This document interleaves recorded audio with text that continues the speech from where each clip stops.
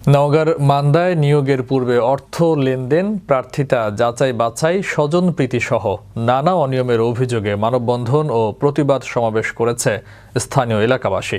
মঙ্গলবার দুপুরে উপজেলার বৈদ্যপুর উচ্চ বিদ্যালয়ের গেটের সামনে ঘণ্টাব্যাপী এই মানববন্ধন ও প্রতিবাদ সমাবেশ কর্মসূচি পালন করা হয়। প্রতিবাদ সমাবেশে বক্তারা বলেন, বৈদ্যপুর উচ্চ বিদ্যালয়ের প্রধান শিক্ষক শফিকুল ইসলাম ও ম্যানেজিং কমিটির সভাপতি এনামুল হক যোগসাজশ করে নিয়োগের পূর্বেই আর্থিক লেনদেন করছেন। প্রতিবাদ সমাবেশে উপস্থিত ছিলেন ভালাইন ইউনিয়ন পরিষদের আওয়ামী লীগের সাধারণ সম্পাদক বারিকুল ইসলাম বারেক, যুবলীগের আহ্বায়ক রশিদুল ইসলাম সহ স্থানীয় গণ্যমান্য ব্যক্তিবর্গ। এ সময় বক্তারা অভিযোগের সুষ্ঠু তদন্ত করে দোষীদের বিরুদ্ধে ব্যবস্থা গ্রহণ সহ স্বচ্ছভাবে নিয়োগ প্রদানের দাবি জানান।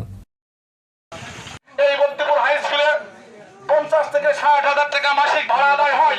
সেই ভাড়ার টাকা সভাপতি সহ প্রধান শিক্ষক আপনারা রাতের অন্ধকারে বসে বন্টন করে ভাগ করে আপনারা খেয়ে নেন। এই টাকা যায় কোথায়? আমি মিডিয়া ভাইদের বলতে চাই, এখানে নিয়োগ হবে যে প্রক্রিয়াতে স্বচ্ছ প্রক্রিয়াতে নিয়োগ হবে তাতে কোনো আমাদের আপত্তি নাই, কিন্তু সেখানে নিয়োগ বাণিজ্যের তথ্য এবং প্রমাণ পাওয়া গেছে, অগ্রিম তথ্য এবং প্রমাণ পাওয়া গেছে।